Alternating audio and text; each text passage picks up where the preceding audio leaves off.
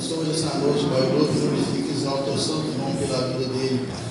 Que ninguém pregar a palavra, meu Deus querido, meu Deus amado. Em nome de Jesus, Pai querido. Usa ele poderosamente, meu Deus. Não aquilo que nós queremos ouvir, Senhor, mas o Senhor tem para nos falar em nome de Jesus, Pai. Abençoa ele poderosamente, tira toda distração, meu Deus querido, meu Deus amado. Joga por terra todos os projetos do maligno contra esse culto de homens, meu Deus. Eu te peço, glorifique e exalta o santo nome em nome de Jesus. Glória a Deus.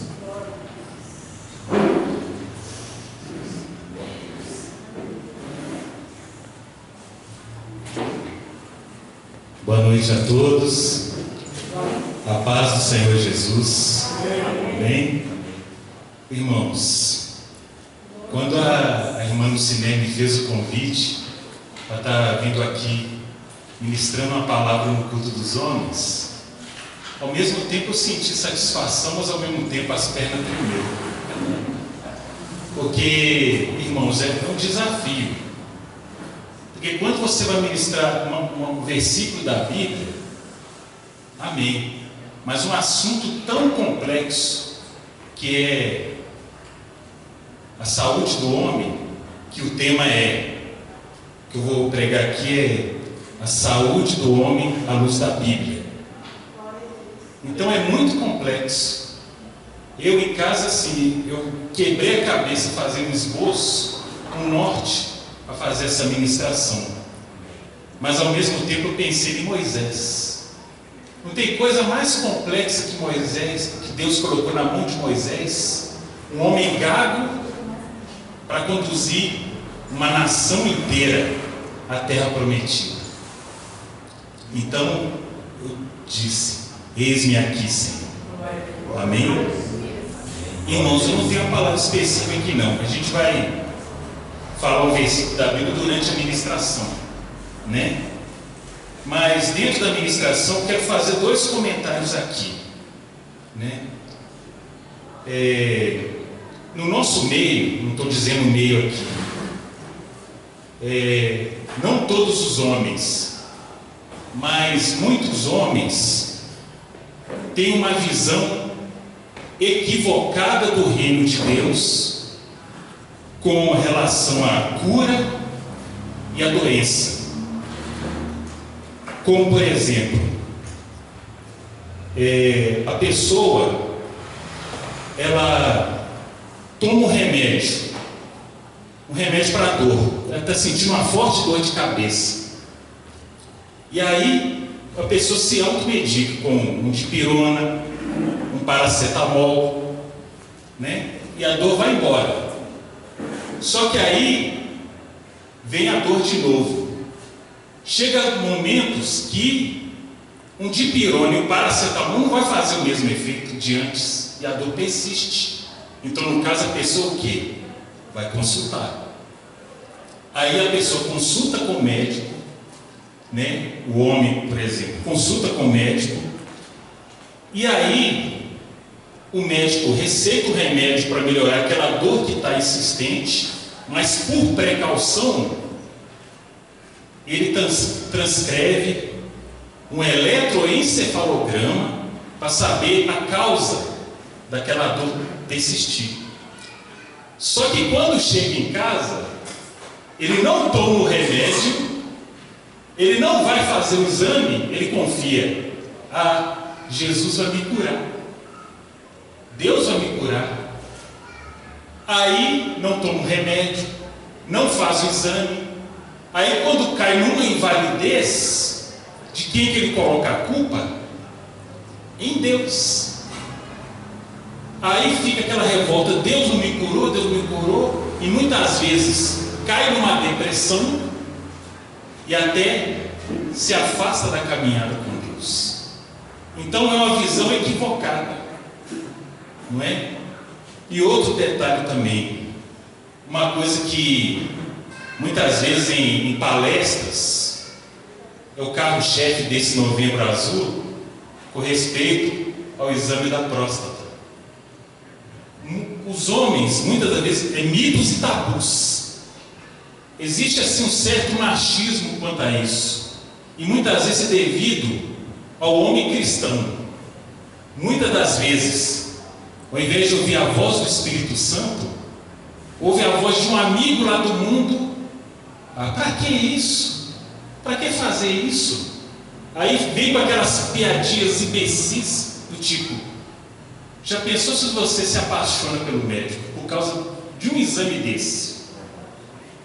Irmãos, eu vi uma história de um homem que ele não fez o exame do toque, teve um problema, e a esposa não conseguia nem deitar na cama ao lado dele, tamanho era um mau cheiro, e a pessoa morreu de bobeira, né? Olhe para esse guerreiro que está do seu lado e diz para ele assim: o seu valor como homem não diminui diante da incapacidade do outro reconhecer o seu valor como homem. Amém? Porque você está sendo mais homem e mais macho do que ele, do que seu amigo, fazendo tratamento, cuidando da sua saúde. Porque a pessoa que fala isso acha que está tudo bem, como diz, deixa a vida me levar, como diz uma canção do mundo. Deixa a vida me levar. Mas muitas vezes, no final das contas, é ele que vai estar entrevado numa cama e você não. E uma pessoa entrevada numa cama, irmãos, é terrível, porque ele adoece e adoece mais quem está cuidando dele. Porque a pessoa adoece, você acha que a pessoa está inteira de pé, mas por dentro está um bagaço. Por quê? Vem a doença fisicamente, vem a doença emocionalmente e mentalmente. A pessoa vive à base de quê? De Rivotril. Que a pessoa não consegue dormir, vai dormir preocupado. Nossa, amanhã eu tenho que acordar fulano, amanhã eu tenho que dar remédio, amanhã eu tenho que dar café. E muitas vezes, depois que a pessoa morre, ela exercita tudo aquilo ali fica impregnado, mesmo depois que a pessoa morre. Aí o que acontece? Ela está lá dormindo, de repente assusta, a pessoa não está mais ali, quer dizer que aquilo ali ficou impregnado na cabeça. Então você está fazendo a sua parte de cuidar da sua saúde. Você é homem, você está fazendo a parte de cuidar da sua saúde, né? Não ligue para o que os outros falam. Não faz isso não. Pensa em você. Igual a salvação individual, o tratamento também nosso, como homem, da nossa saúde é individual. Ninguém trata pela gente, né? Irmãos, igual por exemplo, na época da Bíblia, Deus já tinha esse cuidado conosco. Na época da lei, lá em Levíticos, né, que fala lá no capítulo 13 de Levíticos, se você abrir sua Bíblia,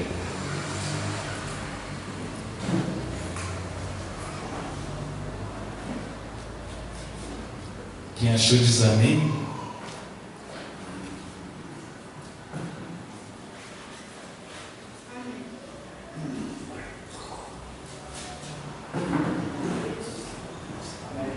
Amém? Que fala assim: e falou o Senhor a Moisés, que aquele que tiver a pele da lepra, né, dizendo em outras versões, profunda, será considerado imundo, que ele procura os sacerdotes e o filho do sacerdote. Irmãos, né, como diz, não tem uma palavra específica, estou folheando a Bíblia aqui, né, para saber. Na época do Levítico, na época da lei, já tinha o cuidado de Deus com relação à saúde do homem, da pessoa que tem um inchaço, né, uma ferida, né. No capítulo 14 fala da lepra, né, sobre a lei do leproso, não é? Que fala do cuidado das pessoas. Era uma lei, mas o Deus não era carrasco, o Deus, ele cuidava, né? Então, se a pessoa tivesse um inchaço, uma ferida, ou uma lepra, ele teria, por suspeita, ele teria que ficar por enquanto 7 dias fora do arraial. Depois de 7 dias, se vê que é mesmo considerado lepra, ele fica mais 7 dias tendo uma cura espontânea. Deus, quando Ele quer curar alguém, aquilo que é tratável, Ele não vai entrar. Deus vai curar quando não tem jeito mais. Aí que entra o sobrenatural de Deus. Aquilo que é tratável, Ele aconselharia. Vai consultar. Quantos testemunhos, irmão, já deve ter ouvido da irmã, daquela que o pastor contou, que a irmã chegava na padaria e falava: "Ô pastor, Deus é fiel". Quer dizer, a filha dessa irmã, ela tinha uma leucemia irreversível. Como Deus tinha um propósito na vida dela, nessa nação, Deus a curou. Agora, quando Deus não tem mais o propósito, Ele cura, mas para a vida eterna. Então, irmãos, Deus já tinha esse cuidado na época de Moisés. E dentro dessa ministração, eu quero fazer uma experiência particular minha, que eu fui uma das pessoas que entrou na estatística teve Covid. Irmãos, é uma experiência que eu não desejo para ninguém. Porque quando foi no último dia do meu isolamento, minha mãe reuniu a família em casa, fez uma oração, e eu chorei igual um menino. Porque me veio na mente os leprosos. Ô irmão, não é que você foi rejeitado, não, mas se sentia rejeitado. E eu, irmãos, não tinha sintoma nenhum.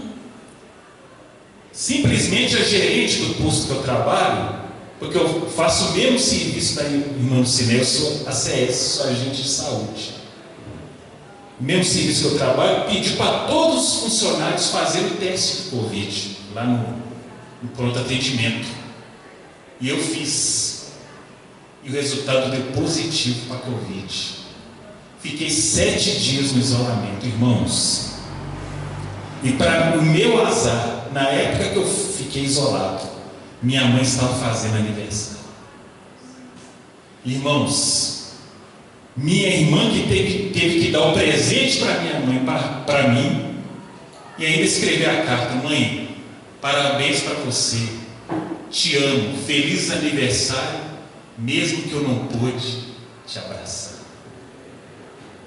Recebia café da manhã da janela do meu quarto, comida, a mesma coisa, a cabeça doía de tanto ficar prostrado, né? Mas tinha que cumprir o isolamento. É a mesma coisa com os leprosos, tinha que cumprir o isolamento até sarar. Mas isso aí, Deus não é carrasco. Deus tem o cuidado dele, porque isso tudo do Covid aconteceu é porque houve um pecado mais atrás. Não é na época de Jesus, o pecado hoje. Porque Deus permite certas coisas para que o nome dele seja glorificado e mostrar que Ele é Deus. E Deus tem um propósito nisso. Muitas vezes na hora a gente não entende, mas Deus tem um propósito. Mas aí, irmãos, eu chorei ao mesmo tempo, né, de ter vencido, sobrevivido a Covid, que muitos irmãos como nós não tiveram a mesma sorte, não é? Irmãos, lá em 2 Coríntios, está tendo papel aqui, não vou ler muito a Bíblia. 1 Coríntios 3, 16 e 17. que aí eu vou entrar na parte da época de Jesus, que essa dos leprosos foi no Velho Testamento. Agora eu vou entrar no Novo Testamento. 1 Coríntios 3, 16 e 17.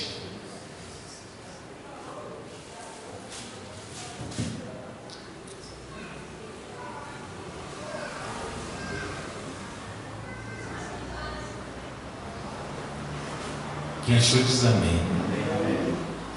O seu corpo é um templo do Espírito Santo para o seu espírito. Se você cuida e tem respeito de outro templo, que tenha respeito com o teu espírito, o templo do teu espírito. Amém? Irmãos, nós somos templo do Espírito Santo, nosso corpo, e devemos cuidar muito bem dele. Nós não podemos profaná-lo. E esse versículo da Bíblia não é em vão, porque nossa célula humana, que se chama DNA, que no inglês significa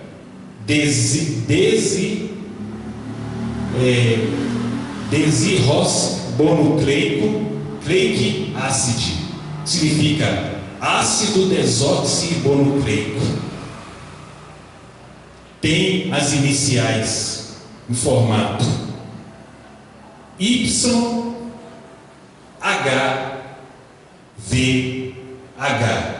que significa iode, ré, vave, ré. Para os estudiosos, é o outro nome de Deus, Yahvé ou Jeová. E para os judeus que não gostam de pronunciar esse nome, significa Adonai, Deus constituído na criação, ou palavra Espírito, como diz lá em João 10, que vocês não precisam abrir. João 1:1. No princípio era a palavra, e a palavra estava com Deus, e a palavra era Deus. Então, está aí a grande verdade de nosso corpo ser templo do Espírito Santo. Irmãos, você tem um valor como homem. Não deixe que outros tirem esse valor. Como eu falei lá no início, lá, a respeito desse exame do toque, que muito se é falado no Novembro Azul. Não confie na palavra dos amigos. Ouve a voz do Espírito Santo. Porque, irmãos, não é causar polêmica, não é aprofundar no assunto não, mas Satanás está investindo pesado nesse negócio de gênero. Está aqui a irmã Lucinéia, que não me deixa mentir. Nós participamos de uma palestra, né, que chama LGBTQ+. Sabe o que vai ser para ser provado em lei, e que em nome de Jesus isso não aconteça? Que, por exemplo, na certidão de nascimento, quando nós nascemos, está escrito lá masculino, não é? Tanto masculino como feminino, não é? A lei quer que seja o seguinte, que como tem pré-adolescentes e criança aqui, não pode ter na certidão de nascimento, já que a pessoa é masculina. A pessoa vai decidir quem que ela vai ser dos 16 anos para cima. Irmãos, isso aí é uma coisa assim. Eu me senti, irmãos, como cristão. É certo que eu e a irmã no cinema estavam lá como profissionais, mas como cristãos, meu Deus do céu, eu me senti desconfortável, irmãos. Não é ser homofóbico, não, irmãos. É obedecer a palavra. Irmãos, eu me senti desconfortável. Porque, irmãos, quando eu tinha 6 anos de idade, na minha inocência, irmãos, mesmo não entendendo nada desse negócio de gênero, eu já decidi o que eu queria. Porque no jardim de infância, eu me apaixonei por uma coleguinha de escola. Quer dizer, na minha inocência, eu já decidi, ter um relacionamento com o sexo oposto. Como eles dizem, heterossexual. Agora está surgindo uma confusão de gênero aí, irmãos. Eu pensei na hora assim, eu fiquei assim, desconfortável ao mesmo tempo. Que Deus tenha misericórdia. Um rapaz bonito, que tem uma vida pela frente, mas que caiu nessa conversa de Satanás. Não é uma pessoa, se é crente ou não é crente. Não vê o mérito da questão, né, irmãos? Mas eu pensei assim, que Deus tenha misericórdia desse rapaz, que chega a um de nós e fala com ele: meu filho, você está levantando uma bandeira que no final das contas você não sabe aonde você vai parar. Ele está te ludibriando. Eu quero ver você na glória comigo, não quero ver você queimando no inferno. Irmãos, eu fiquei incomodado, fiquei assim, sentido com o rapaz que esparrela que ele está caindo, irmãos. Eu, como um cristão, me senti desconfortável ali. Que a minha vontade, se eu pudesse, eu tinha saído dali, né? Fazendo a gente defender por goela abaixo, né? E nós somos chamados muitas vezes de homofóbico. Não, está na palavra. Mas eles querem distorcer a palavra, irmãos. Então, não deixe que outros tirem o seu valor como homem e como mulher. Como as mulheres estão aqui, né? Mas assim, falando para os homens. É isso que está acontecendo, irmãos. Satanás está investindo pesado nesse negócio de gênero, né, irmãos? E que Deus tenha misericórdia, né? Porque é complicado, tá? É muito complicado. Muitas vezes a gente vê na televisão, mas está perto de nós, e nós somos obrigados a não.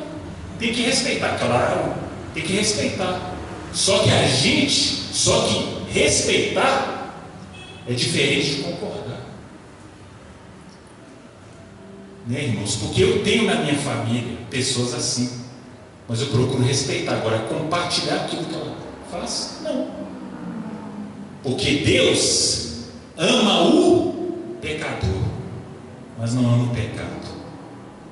Então, a importância de nós cuidarmos do nosso corpo como um templo do Espírito Santo. Quer dizer, as pessoas do mundo não sabem dessa verdade, que a célula do DNA tem Deus inserido ali, Yahvé.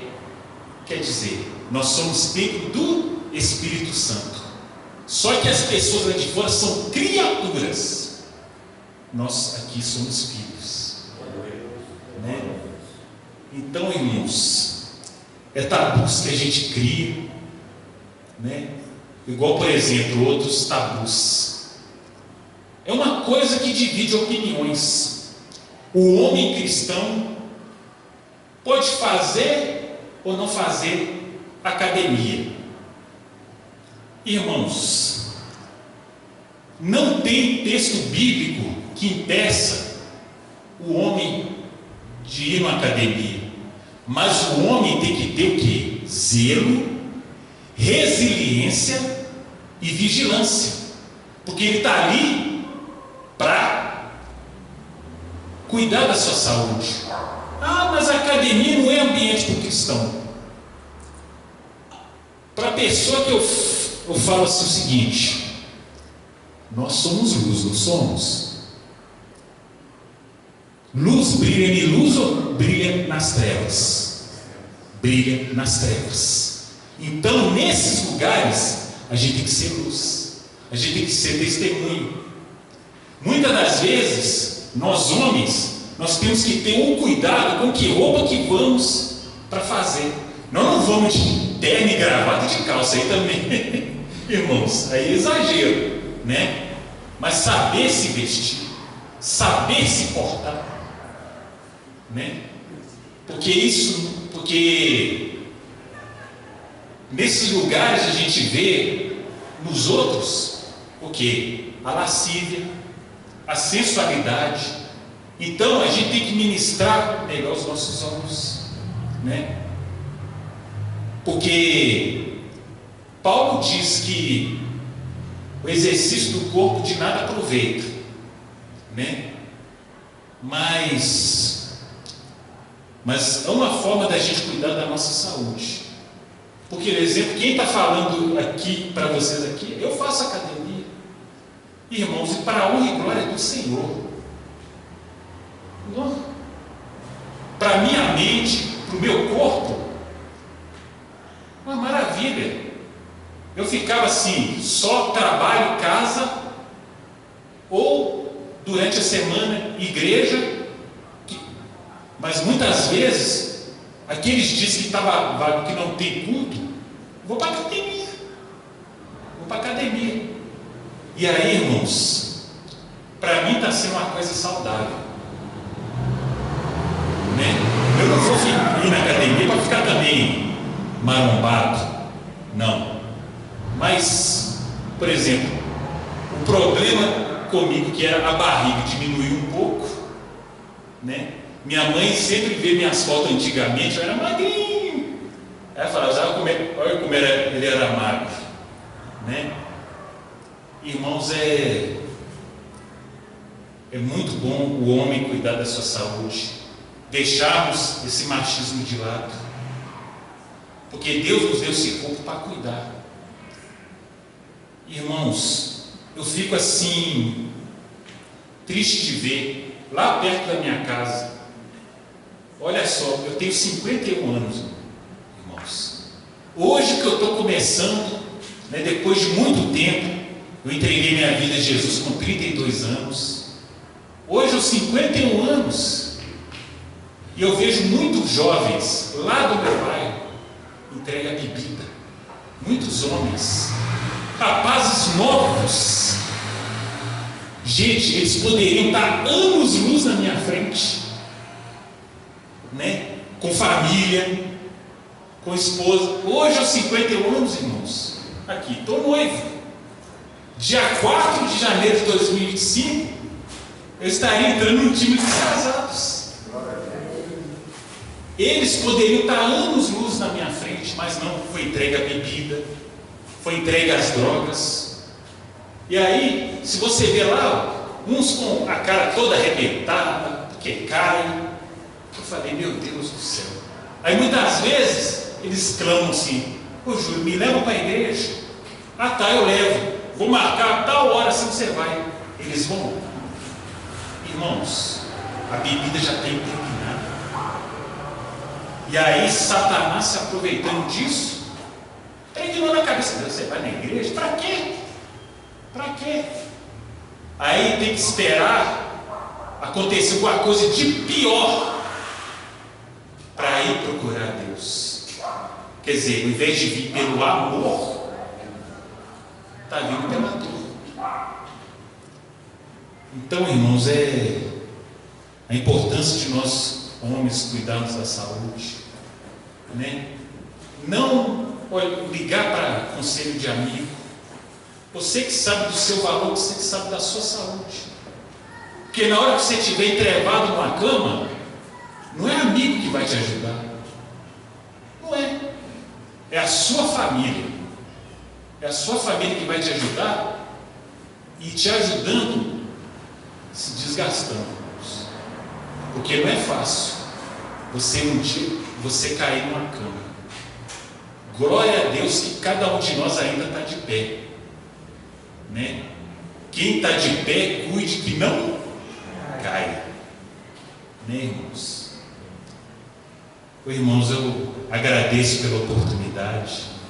Espero que eu tenha contribuído muito, porque aqui não é nenhum doutor de ciência nem nada.